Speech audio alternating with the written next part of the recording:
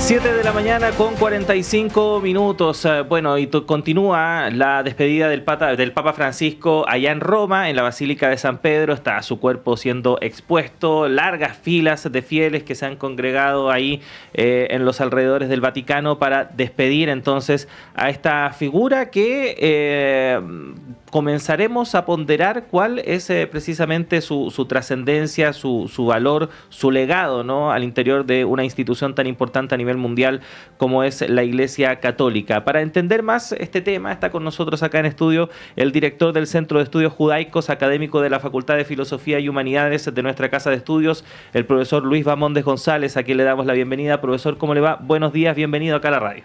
Buenos días, gracias a ustedes por la invitación.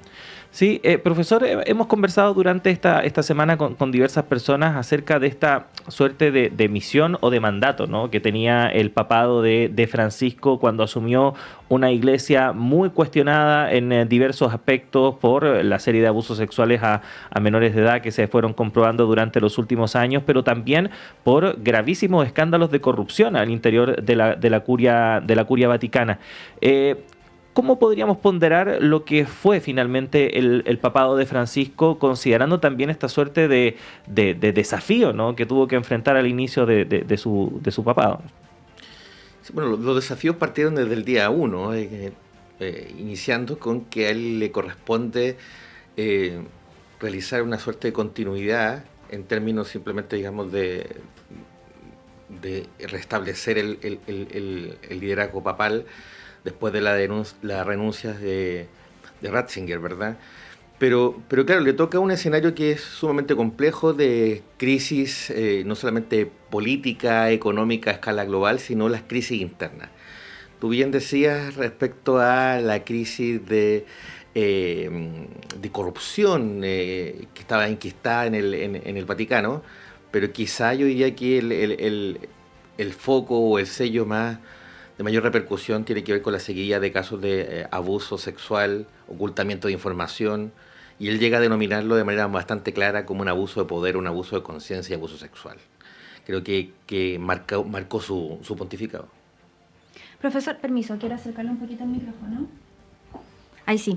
Quiero seguir un poco, antes de que pasemos al legado del Papa o a quién va a sucederlo más bien, quiero poner una frase sobre la mesa y que usted nos cuente un poco qué le parece. La leí en redes sociales y me quedó mucho marcada, que era: al Papa Francisco lo lloran católicos, ateos y agnósticos, en el fondo, que todo el mundo siente la partida del Papa, un poco por lo que significó para la Iglesia Católica y su acercamiento al pueblo de alguna forma, que no era un Papa lejano, sino todo lo contrario, un Papa cercano que rompía con las tradiciones, que se bajaba de su auto, se acercaba a la gente, que abrazaba a los niños, y un poco eso deja de legado también, y por eso también está esta frase que repito para que usted me diga qué le parece, que lo lloran católicos, agnósticos y ateos. Sí, creo que es cierto lo que tú planteas. Creo que le otorgó un nivel de sencillez al cargo propiamente tal, que cuando uno hace el paralelo, claro, Ratzinger, Benedicto XVI, era conocido por su capacidad intelectual, era un intelectual de la Iglesia, uno quizá de los más brillantes del siglo XX, pero carecía de ese carisma que le fue dando Francisco. Y desde esa perspectiva, cuando lo lloran distintas sensibilidades a nivel mundial, ateo, agnóstico, también religioso, creo que tiene que ver más allá con el fondo de su mensaje, que instala y coloca sobre la mesa temáticas como la justicia social, colocarse del lado de los más desposeídos. Hay temas contingentes que va a abordar y de manera bastante crítica: el tema de la migración o el tema también de los efectos que va a generar el sistema capitalista frente a aquellos que no se sienten beneficiados del propio sistema. Entonces, creo que fue visto como un defensor de los excluidos, pero también con zonas, diríamos, que no, de mi punto de vista, no supo abordar de manera correcta o no tuvo el tiempo necesario para poder hacerlo. Entre ellos, el rol de la mujer al interior de la Iglesia o un mayor acercamiento a abordar la temática de las minorías sexuales. Uh-huh. Y en ese sentido, profesor, porque claro, surge la pregunta respecto de si estamos ante un proceso que inició Francisco con este papado o ante una excepción a propósito de lo que puede ser el nombramiento del nuevo Papa. Y quería poner también en esta pregunta este trabajo que también realizó Francisco, que a lo mejor no es tan no fue tan conocido en su momento y que ahora nos damos cuenta al ver la composición del Colegio Cardenalicio respecto de cómo fue diversificando, por así decirlo, el alcance de la Iglesia Católica a África, Asia particularmente, y cómo eso puede influir respecto de la decisión que se tome ahora en el cónclave sobre el nuevo Papa, si mantener una línea de continuidad a lo que fue Francisco o quizás volver a otra corriente al interior del Vaticano. ¿Cómo ves esa situación? Es interesante ese punto de vista, porque recordemos que Francisco logra nombrar aproximadamente el 80% de lo que hoy día compone el cónclave propiamente tal. También le da representación a lugares que habían sido postergados o que no habían sido considerados. Nombra una cantidad importante de personas para África, Asia y también Latinoamérica. La composición en general estaba bastante cargada hacia los nombramientos europeos y también de Norteamérica, donde hay dos pesos que son, diría que bastante importantes. Entonces, esa idea de que durante mucho tiempo la Iglesia funcionó sobre la base o centrada en Europa y comienza a avanzar hacia las periferias, creo que fue bien sintomático de su discurso también. De esas periferias ya no solamente también son culturales, territoriales, sino también temas que son periféricos para los intereses de la Iglesia, pero que son muy relevantes para la sociedad civil. Entre ellos los que señalábamos: minorías sexuales, incorporación de la mujer, cambio climático, etcétera, etcétera. Va colocando temas sobre la mesa que son temas muy contingentes y relevantes. Profesor, quiero quedarme con eso que mencionaba respecto a los temas que coloca sobre la mesa la Iglesia. Hay cosas que dejó escritas el Papa Francisco, como por ejemplo sobre cambio climático, como por ejemplo sobre el tema del sistema económico y cómo corrompe de alguna forma o deja otros temas más sociales de lado, pero hay otras cosas que no quedaron escritas o que no se pudieron hacer y que eso de alguna forma evita ciertos avances. Da la impresión, quizás a una de afuera, o a mí me da la impresión, de que la Iglesia va más lento con ciertos temas, como por ejemplo la incorporación de las mujeres a ciertos espacios, o también las disidencias sexuales y de género. ¿Qué esperamos de aquí en adelante? Porque depende mucho también de los liderazgos que vengan, o del Papa siguiente, ¿o no? Sí, a mí me parece que el Papa lo que terminó realizando fue abrir temas. Uh-huh. Claramente no son temas clausurados, pero cuando pensamos en que, claro, la Iglesia es una institución que tiene 2000 años de historia, que avanza muy lento en relación a los cambios y transformaciones que la sociedad contemporánea va teniendo. De hecho, una de las críticas que se le realiza es en ese mismo sentido. La Iglesia todavía no acepta, por ejemplo, los métodos de anticoncepción, que es una discusión que la sociedad civil en el mundo occidental resolvió en la década del 60, la píldora anticonceptiva de la década del 60. Entonces, claro, cuando la Iglesia todavía está discutiendo esa píldora de la década del 60, en algunos casos, colocándolo en términos simbólicos, la sociedad está discutiendo la píldora del día después. Estamos hablando de un nivel de desfase importante, cuando la Iglesia todavía cuestiona cosas, por ejemplo, el divorcio. La sociedad civil en determinados contextos está discutiendo el matrimonio de personas del mismo sexo.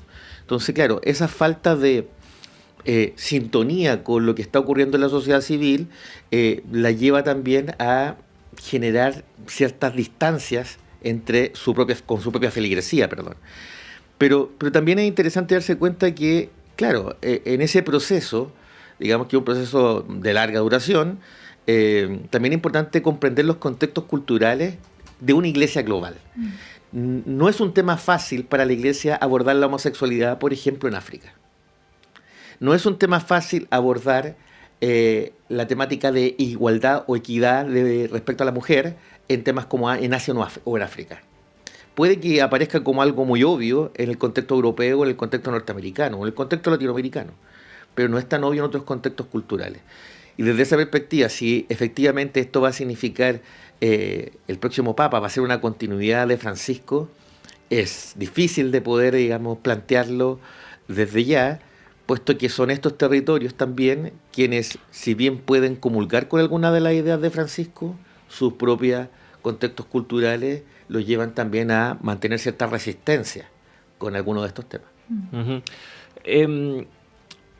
¿Hacia dónde debería apuntar finalmente la Iglesia Católica, tomando en cuenta cómo, por así decirlo, su sector de influencia tradicional, ¿no? Europa, Norteamérica, Latinoamérica incluso, está viviendo procesos importantes de secularización? Cada vez la influencia de la Iglesia Católica, por ejemplo, en países como Chile, es menor a lo que era décadas atrás. Pero hablábamos hace poquito respecto de cómo va ganando influencia en otros continentes, en África, en Asia, donde donde era totalmente lo contrario hace unos años. ¿Debiese ir en ese camino o apuntar nuevamente a, por ejemplo, Europa? Ayer veía una nota muy interesante en Radio Francia Internacional, como a propósito de los fenómenos migratorios, había aumentado el número de bautismos católicos en Francia, que Francia debe ser el país emblema, ¿no?, respecto de la secularización. ¿Cómo debería proyectarse finalmente la Iglesia en este escenario? Bueno, la Iglesia es, como ya señalaba, una institución global, es una religión global. Y desde esa perspectiva, estratégicamente, hay todavía espacios por evangelizar, particularmente Asia y también determinados sectores de África que tienen una fuerte influencia del Islam. América Latina sigue siendo muy fuerte, representa aproximadamente el 40% de la feligresía del mundo católico, que se compone alrededor de 1.400 millones de personas. Y desde esa perspectiva es efectivo que el mundo occidental, incluido también obviamente Chile, ha ido sufriendo procesos de secularización. Pero son procesos de secularización bien particulares, porque el catolicismo sigue teniendo influencia muy, muy importante en América Latina. Muchas veces cuando hablamos de religión en América Latina en términos coloquiales o populares, las personas entienden que religión es igual a catolicismo, como si fuera obviamente una suerte como de sinónimo. Todavía hay ciertas ritualidades que permanecen y que son fruto de la construcción del mundo católico, una fuerte presencia en el sistema educativo, inclusive en el sistema educativo público, comillas, laico. Todavía en los liceos públicos se sigue enseñando clases de religión o ofertando clases de religión, que es mayoritariamente católica.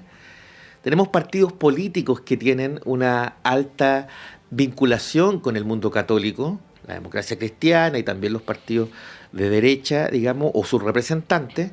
Y por lo tanto, claro, no es que la Iglesia vaya a abandonar un territorio que le ha sido bastante cercano como el latinoamericano, pero creo que hay temáticas que la Iglesia va a tener que avanzar en el sentido que planteaba Francisco. Entre ellos, por ejemplo, una mayor participación de los laicos en la toma de decisiones de la Iglesia, transformando una Iglesia desde una mirada más verticalista con ciertos visos de horizontalidad. Me quedo pensando en esta discusión que se ha abierto quizás de cómo se elige un papa, que abrió cónclave de alguna forma. Y ahí hay varios nombres que han rondado, por ejemplo el de Luis Antonio Goquín Tagle, que es filipino. Bueno, me imagino que usted maneja más el tema que yo. ¿Qué nombre cree que es el que más suena o el que más nos podría sorprender? Es difícil producto que son representantes de distintos contextos. A ver, estratégicamente uno podría decir que el representante filipino podría ser muy, muy interesante, pensando que es un territorio o abre la puerta a un territorio de una potencial evangelización. Asia me refiero. Filipinas es un país de gran proporción católica. Podría ser interesante. También algunos de los africanos. Pero ahí tenemos la dificultad. La dificultad está dada, digamos, porque su nivel, comillas, de progresismo, de apertura, también choca con los contextos culturales donde algunos de los avances que proponía Francisco no son bien vistos. Y algunos, de hecho, se manifiestan como bastante más conservadores.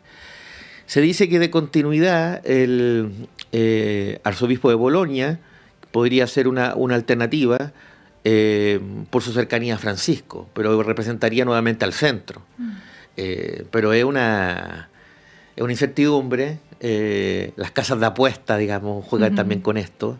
Pero también hay una cuestión de características estratégicas de cuál va a ser el foco futuro. Si queremos que la Iglesia siga creciendo, comillas, quizás Asia y África es una muy buena opción, una muy buena señal. O por otra parte, queremos mantener la sintonía en términos de lo que proyectaba el Papa. En este caso sería, digamos, probablemente alguien del centro, en este caso el italiano. Profesor Luis Mamondes González, director del Centro de Estudios Judaicos, académico de la Facultad de Filosofía y Humanidades de la Universidad de Chile. Queremos agradecerle que haya estado a esta hora de la mañana acá en la radio hablando de estos temas y por supuesto lo vamos a convocar luego seguramente, porque este tema nos va a acompañar por lo menos unos días más hasta que conozcamos ya el humo blanco, ¿no? O lo que nos diga el humo blanco del cónclave. Así que muchas gracias, profesor, que tenga un buen día. No, gracias a ustedes por la invitación. Gracias, profesor. 8 de la mañana con 1 minuto, tenemos que hacer una pausa en esta primera edición de Radio Análisis, pero siga nuestra sintonía, ya llega en breve a estos micrófonos Patricio López para continuar con el programa. Connie, nosotros nos reencontramos ya mañana viernes cerrando la semana. Se nos acaba casi la semana, pero quédense porque Radio Análisis hasta las 10.